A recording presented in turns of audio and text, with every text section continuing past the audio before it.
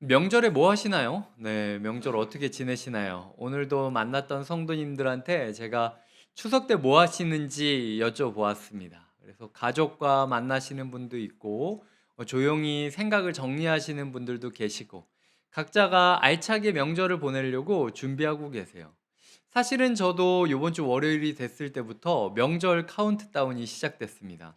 뭐 사실은 뭐 제 일상이 크게 바뀌는 건 아니잖아요. 어차피 목회자에게 있어서 명절에 주일이 낀다는 건 어 뭐라고 표현해야 될까요? 경박하지 않게 표현하기 위한 그 방법으로는 당직이 있다? 약간 네. 어차피 주일 설교를 준비하려면은 금요일 저녁부터 아무것도 못 합니다. 뭐 근데 요번 명절이야 뭐 아예 그냥 그러려니 하고 그냥 시간을 보내게 될 것 같아요. 그 명절 때 뭐 할지를 제가 '뭐 하도록 돕는 게 좋을까?'라고 고민을 하면서 '성도님들이 어떻게 명절을 보내야 알차게 보낼 수 있을까?' 사실은 요번 명절이 요번 연도 말까지 있는 휴일 중 몇 안 되는 휴일입니다. 네. 그래서 이 연휴를 어떻게 보내느냐가 굉장히 중요할 것 같아요. 저는 그 연휴를 이렇게 보내는 것을 권하고 싶습니다. 자, 3 절에 보시면은 "차례대로 써 보내는 것이 좋은 줄 알았노니"라고 이야기를 하죠. 차례대로 쓰는 게 필요하다라는 겁니다. 그래서 요번 명절 때는 조금 차례대로 써 보셨으면 좋겠어요.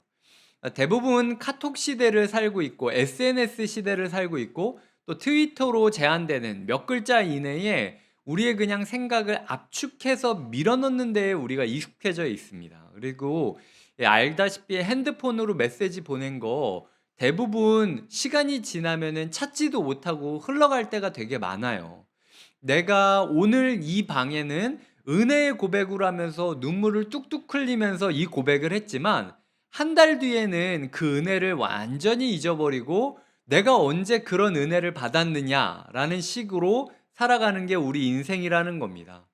그래서 요번 명절 때는 그게 몇 글자여도 상관없으니까 과연 우리가 예수 그리스도에 대해서 어떻게 알고 있는지를 한번 적어 보셨으면 좋겠어요. 그게 우리의 실력입니다. A4지를 하나 놓고 제가 복음이란 무엇인지 예수 그리스도가 당신에게 어떤 의미인지를 써 보십시오라고 하면은 제가 그냥 임의로 제자반이나 이런 거 할 때 그냥 나눠 주고 써 보라 그런 때들이 있거든요. 한 페이지 넘어가는 사람 거의 없습니다. 그러니까 단어만 몇 개를 이렇게 반복하고 그리고 그냥 말로 설명하려고 하는 사람들이 되게 많아요. 그러니까 여태까지 내 안에서 복음이 정리가 되지 않은 거죠. 그리고 나라는 사람을 하나님이 왜 태어나게 하셨고 어떻게 부르셨고 어떻게 인도하시는지에 대해서 정리가 안 된 겁니다. 오늘 새벽 같은 경우 바울이 복음을 만나고 바로 무릎을 꿇어서 기도하는 구절이 오늘 저희가 새벽에 묵상한 에베소서 3장 14절부터 그 구절이었습니다. 그 구절이 14절부터 19절까지가 한 문장이에요. 그러니까 바울이 복음을 딱 마주하고 나서부터 자연스럽게 무릎이 꿇어지고 마치 준비된 것처럼 설교문을 외우는 것처럼 하나님한테 외우는 게 지금 그 에베소서 상황이었다라는 거죠. 대부분 그 당시 성경은요, 누가 말하고 옆에서 누가 적는 형식으로 되어 있었습니다. 그러니까 바울이 이것을 이야기를 할 때 마치 그의 매일매일 기도하면서 외웠던 그 기도문을 낭독하듯 다른 사람한테 그 한 문장으로 이거를 요약을 해서 설명하고 있다라는 걸 기억하셔야 돼요.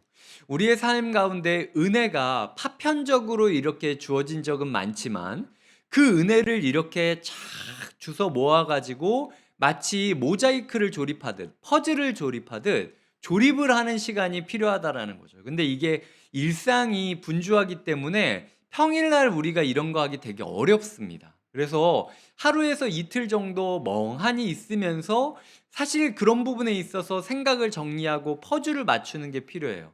오늘 나에게 임했던 하나님, 그 하나님이 예전엔 나한테 이렇게 행하셨지.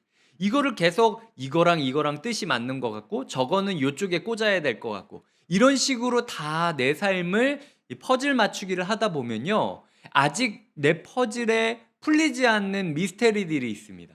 그럼 그거를 구해야 되는 거예요. 하나님이 앞으로 나의 삶 가운데 이 부분에 대한 해답을 좀 알려주시기를 구해야 되는 거죠. 그러니까 퍼즐 맞추기를 하다 보면 내가 어떤 은혜를 구해야 될지, 내가 어떤 깨달음을 구해야 될지가 조금 더 명확하게 알 수 있다라는 겁니다. 동시에 이미 받은 은혜에 대해서 확인을 하며 감사할 수 있게 돼요. 그래서 이전까지는 그냥 요것만 생각하고 있었는데, 아, 옛날에 맞아 이런 게 있었지 라는 게 계속 포개어지고 포개어지면 하나님이 나를 사랑하는구나.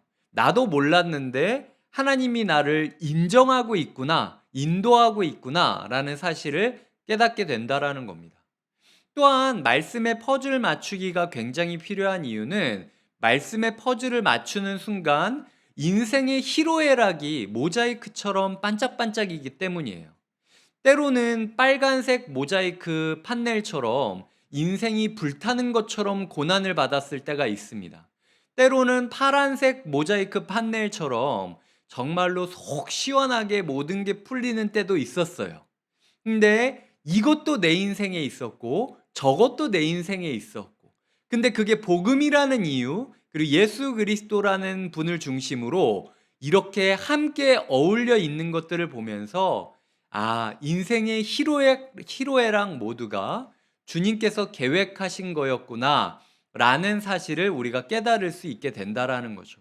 그렇다면 우리가 명절을 끝나고 다시 한번 일상으로 살아갈 때 빨간 일이 있다 할지라도 파란 일이 있다 할지라도 좌절하지 않고 교만하지 않는 모습을 보일 수 있다라는 거죠.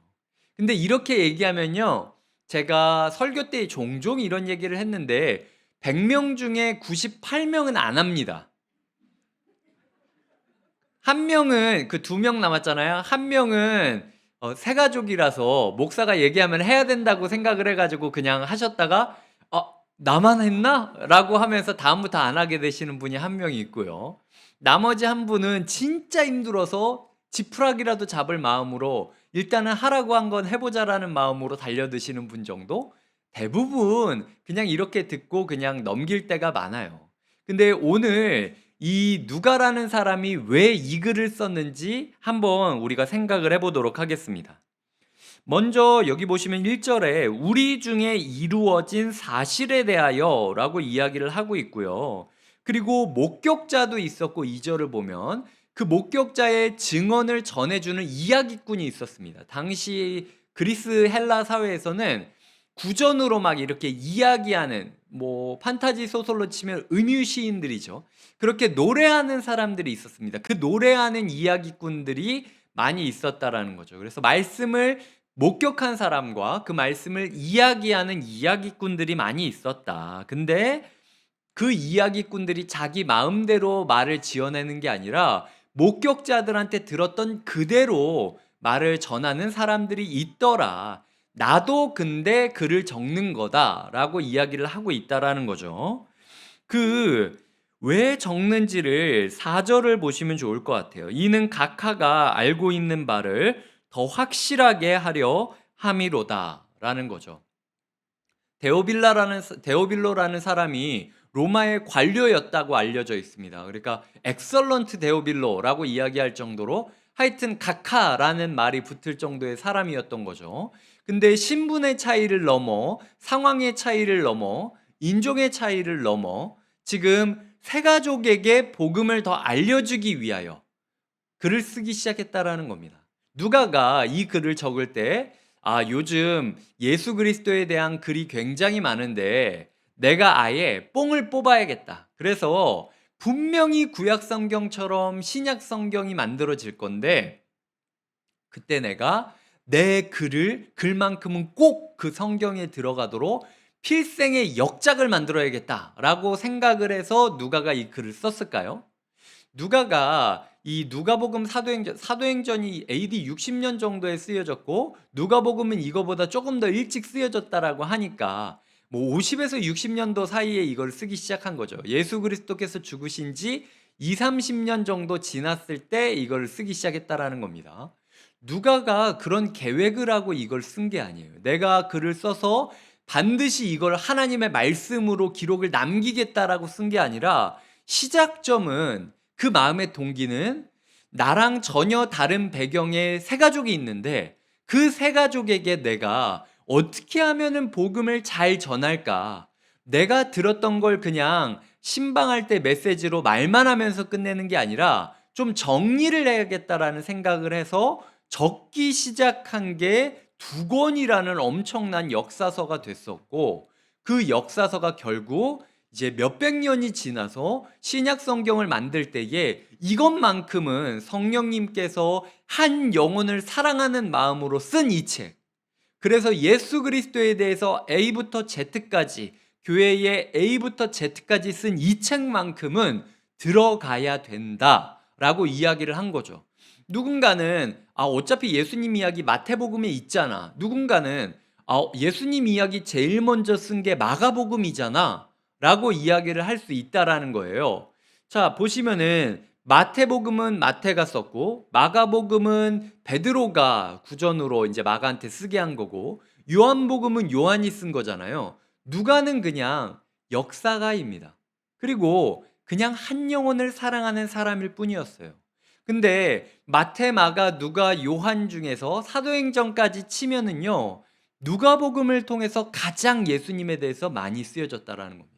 즉 하나님께서는 네가 베드로건 네가 가장 먼저 쓴 마가건 네가 가장 오랫동안 이걸 지켜본 요한이건 간에 다 필요 없고 한 영혼을 사랑하는 마음으로 너의 일생을 네가 만난 하나님을 네가 목격한 예수 그리스도를 적으려고 해본 적이 있느냐라는 얘기를 하고 있다라는 거죠.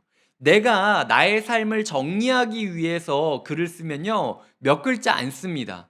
근데 예수 믿지 않는 내 아이가 예수를 믿을 수 있다라고 하나님이 약속해 주시고 너 그거 네가 받았던 은혜 정리하면 네 아들이 네 딸이 예수 그리스도를 네가 그랬던 것처럼 인격적으로 영접할 수 있을 거야 라고 얘기한다면 어떻게 하실 거예요? 그러면 쓸 수 있다라는 거죠. 주님께서 이야기하는 건 거창하게 내가 너의 인생에 대해 자서전을 쓰라고 하는 게 아니라 한 영혼을 사랑하는 마음으로 너의 자녀를 위한 마음으로 너의 영적 자녀를 위한 마음으로 예수 그리스도에 대해 정리해 본 적이 있니? 라고 물어보신다라는 거예요. 그 교훈을 하나님께서 우리에게 주신다라는 거죠.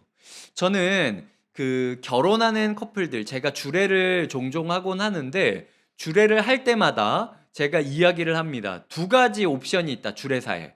하나는 내가 원래 짜놓은 정형화된 주례사가 있다. 그래서 한 두세 개 설교를 돌릴 수 있으니까 그걸 원하면 그거대로 내가 해주겠다. 두 번째는 진짜 의미 있는 결혼 예배를 드리고 싶다면 숙제를 내줄 테니까 이 부모를 떠나 홀로에서 함께로 가는 거기 때문에 제가 질문을 13개인가 뭐 이렇게 적어줍니다. 그래서 홀로 있었을 때 외로움을 느꼈을 때부터 시작해서 처음 언제 만났고 어떤 과정을 거쳐서 교제하게 됐고 결혼을 결심했던 날은 어떻게 됐고 서로에게 줬던 선물이 뭐가 있고 이런 것들을 쭉 정리를 하게 만들어요. 그래서 그걸 저한테 제출하면 두 개를 제가 보고 키워드를 정합니다. 그래서 이 커플의 키워드는 예를 들어 화분이구나. 이 커플의 키워드는 예를 들어 열쇠구나. 이 커플의 키워드는 예를 들어 가로등이구나. 이런 식으로 두 사람이 어떤 키워드로 만나게 됐는지를 제가 이야기를 찾고 그 이야기를 성경에서 찾아요. 그래서 둘만을 위한 주례사를 써줍니다. 그리고 주례가 끝나면 주례사 뽑은 걸 둘이 썼던 이야기랑 같이 전해주면서 나중에 혹시라도 아이를 낳거나 내가 오랜 시간이 지나서 결혼이 빗발했을 때 내가 왜 이 사람이랑 결혼했는지 의심이 되고 회의감이 들 때쯤 그때 이걸 열어봤으면 좋겠다. 내가 어떤 마음으로 세상 수많은 사람 중에 이 사람을 선택했는지 그리고 어떤 마음 가운데 이 사람에게 선택받았는지를 떠올리면서 살았으면 좋겠고 나중에 우리 아이가 저와 같은 나이가 되었을 때 결혼을 고민할 때쯤 제가 그 아이에게 조언을 해주는 건 50대, 60대의 어른이 조언을 해주겠죠. 하지만 그 글을 보여준다면 30대, 40대의 그 나이대와 같은 사람이 부모가 그 나이대에 어떤 생각을 했는지를 아이한테 알려줄 수 있는 기회가 되는 거예요. 그래서 제가 이것을 꼭 귀한 선물로 삼았으면 좋겠다라고 하면서 쓰게 하고 있거든요. 그래서 그 쓴 것들을 저 같은 경우는 제 컴퓨터 메모장에다가 넣어두고 그 커플을 위해서 정기적으로 읽으면서 기도하곤 합니다. 이런 것들이 필요하다라는 거죠. 우리가 세례 받을 때 간증문을 쓰는 게 하나님 앞에 구걸하는 쿠폰을 막 구걸하면서 제발 밥 쿠폰 하나 주세요. 천국 티켓 하나 주세요. 이렇게 얘기하는 게 아니에요. 이전까지 내가 어떻게 살았는지를 정리를 해야 새롭게 어떻게 살 수 있는지 깨달을 수 있게 된다라는 거죠. 근데 수많은 사람들이 이 성경 이야기 책은 다 보시면서 정작 나에게 쓰여진 이야기는 정리하지 않고 있다는 게 문제라는 겁니다. 그러니까 우리는 역사를 살아가는 게 아니라 자꾸 순간만 살아가게 되는 거예요.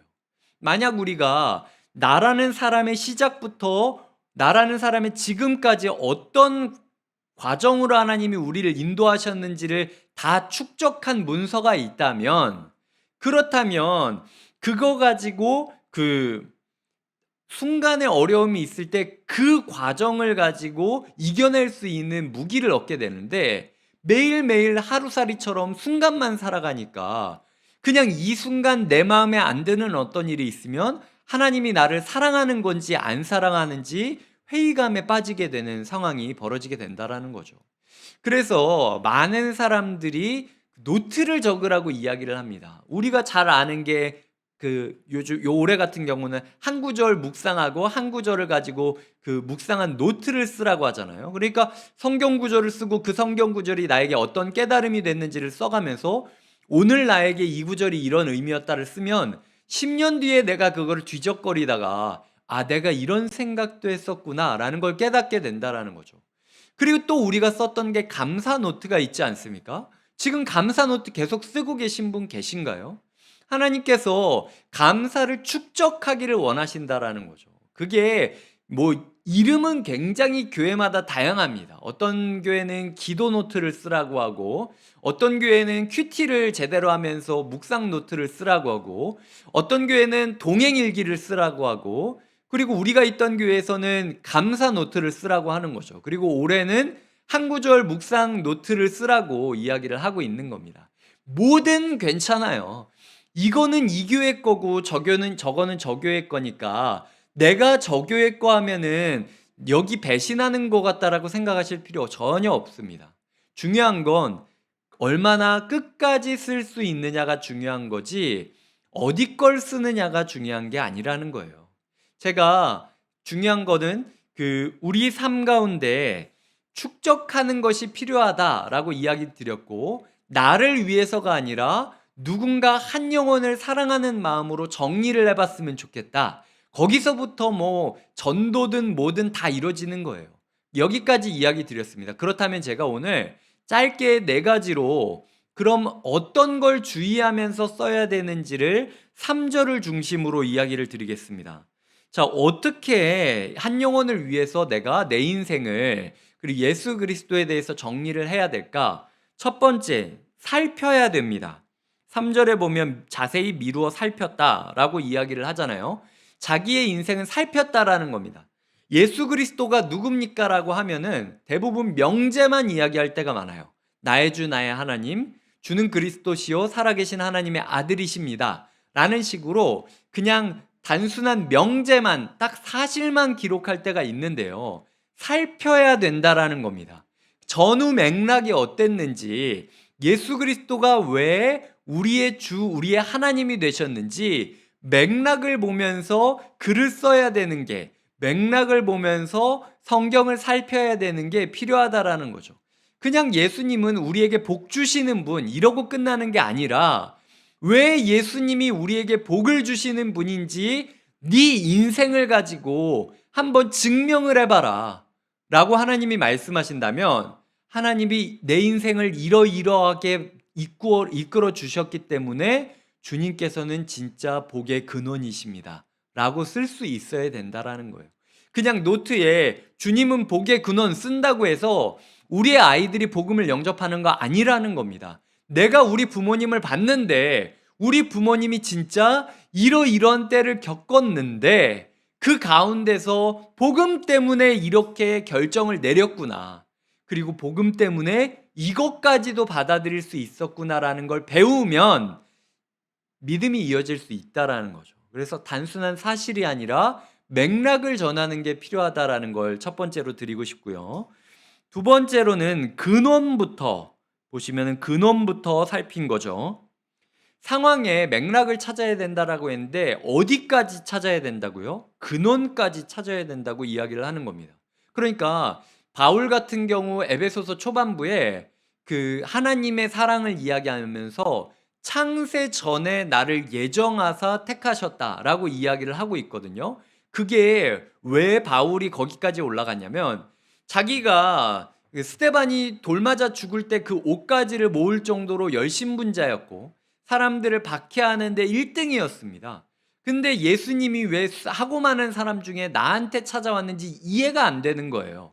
근데 내가 뭔가를 잘했나? 잘못했나? 찾다 보니까 이해가 안 되고, 그럼 우리 아버지, 엄마가 뭔가 잘한 일을 했나? 라고 생각 안 하는데도 이해가 안 되고, 우리 스승님이 뭔가 뛰어났나? 이해가 안 되고, 그럼 우리 가문이 뭔가 유별났나? 이해가 안 되고, 유대인이라서 내가 그런 건가? 이해가 안 되고, 시작까지 가다가 창세 전까지 가버린 거예요. 아, 이건 하나님 은혜가 아니면 아니구나 라는 결론이 났을 때 에베소서가 쓰여지게 된 겁니다.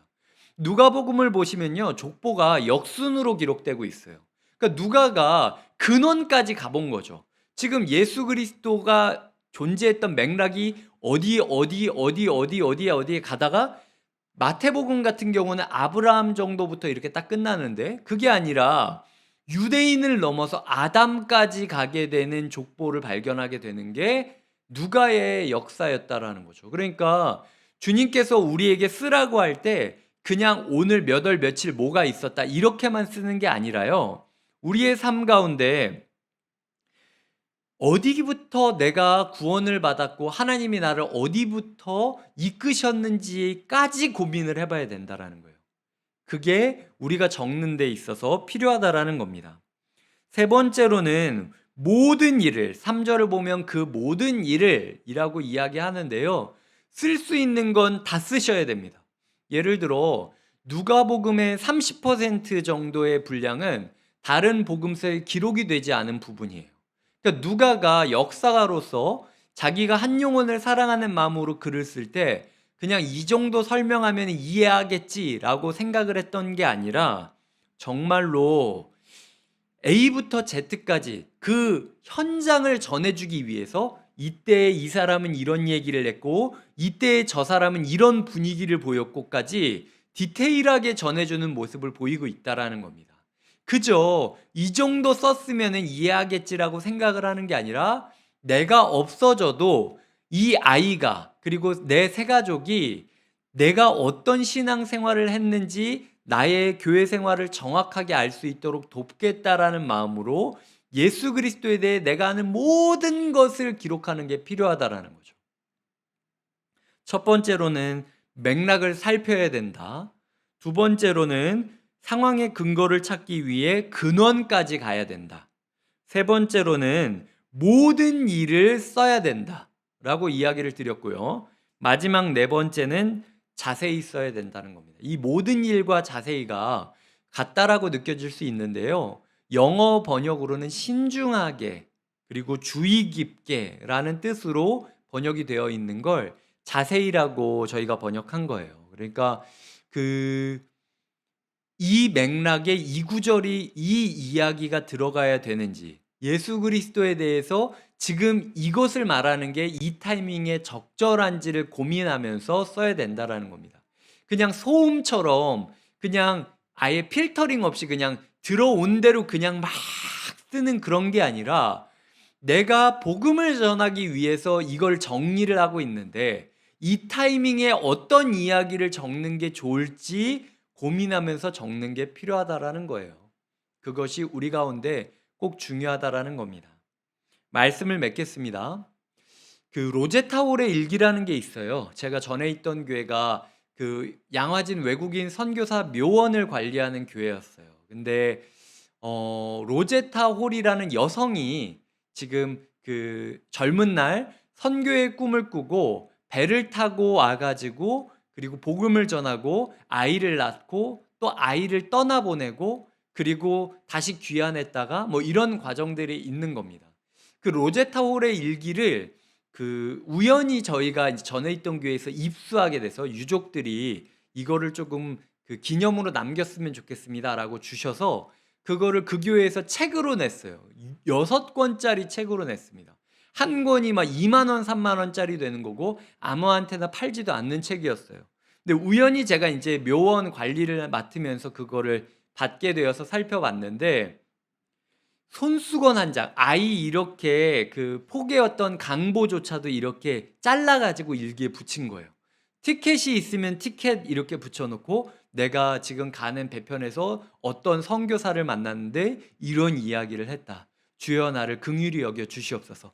이런 이야기들을 적는 것들을 그 로제타 홀의 일기 가운데 있었던 것을 제가 발견하면서 은혜를 받은 적이 있습니다. 나중에 그 후손들이 왜 사람들한테 그 책을 줬을까요? 그건 바로 그게 은혜가 되기 때문이에요. 가문을 이어지면서 이게 얼마나 큰 의미였는지를 깨달았기 때문에 자신들이 벅찬 마음으로 자랑스럽게 선조의 일기, 어머니의 일기, 할머님의 일기를 전해줄 수 있었다라는 거죠. 그 일기에 인생의 희로애락이 다 담겨 있고요. 제가 기억하기로는 4권인가 5권은 육아일기였어요. 그냥 몇 월 며칠 아이가 뭐 처음으로 일어났다 뭐 이런 이야기가 쓰여져 있는 육아일기였어요. 하지만 선교사로서 그 당시 한국 초기 선교 시대 때 어떻게 생활했고 어떻게 사역했고 어떻게 아이를 키웠고 어떻게 반응했는지를 나타내주는 역사적 자료로서 지금 보관되어지고 있습니다. 주님께서는 우리가 그런 걸 쓰기 원하신다라는 거예요. 이번 추석 때 우리가 누구를 만났고 어떤 삶을 살았는지, 우리의 삶 가운데 예수 그리스도가 어떤 의미였는지, 그때 들었던 찬송이 무엇이었는지, 그때 보았던 광경이 무엇이었는지 사진을 찍을 수 없다면 그림이라도 그려가지고 우리가 그것을 기록으로 남겨야 된다라는 거죠. 많은 성도님들이 신앙생활이 대를 이어지지 않는 거에 대해서 마음 아파하시는 모습을 봅니다. 근데 오늘 본문은 그걸 위해서는 먼저 나의 삶을 정리해야 돼요. 얘가 왜 믿지 않을까를 문제를 보고 있는 게 아니라 사실 오늘 성경이 얘기한 대로 내가 먼저 말씀을 보고 배우고 목격한 것을 그에게 전해준다면 그에게 있어서 성경 구절이 고리타분한 옛날 이야기가 아니라 내가 눈앞에 서 있는 이 아빠, 엄마, 누나, 동생이 경험했던 예수 그리스도의 복음을 받을 수 있다라는 겁니다. 늦지 않았습니다. 내가 60이고 70이고 늦지 않았어요. 저는 저희 아버지가 그 아버지 필체를 잘 모르니까 일찍 돌아가셔서 근데 우연히 가방을 보다가 아버지께서 성경 구절 하나를 딱 쓰신 게 있었습니다. 뭐 나중에 이야기 듣기로는 그게 뭐 목사님이 신방 왔을 때 했던 구절인가 그랬다라고 들었던 것 같아요. 근데 그 한 구절, 그냥 아버지의 필체로 그게 써 있다라는 사실 때문에 제가 얼마나 큰 은혜를 받았고 얼마나 큰 위로를 받았는지 몰라요. 아직 늦지 않았습니다. 그리고 시작하기 위해서 너무 막 장황하게 하실 필요 없어요. 오늘부터라도 한번 우리의 예수 그리스도를 차분차분 정리해 가시는 그런 명절이 되시길 주님의 이름으로 축복드립니다. 기도하시겠습니다. 하나님 아버지 감사드립니다. 주님 우리가 주님께 나아갑니다. 하나님 우리가 보고 배운 것들을 잘 정리할 수 있도록 주님께서 인도해 주시고 하나님 신앙이 순간으로 끝나는 것이 아니라 역사를 따라 흐름을 따라 대를 이어가는 신앙생활을 우리가 할 수 있도록 주님께서 붙잡아 주시옵소서. 각자에게 이번 명절이 귀한 전환점이 되길 바라며 예수님의 이름으로 기도드립니다. 아멘.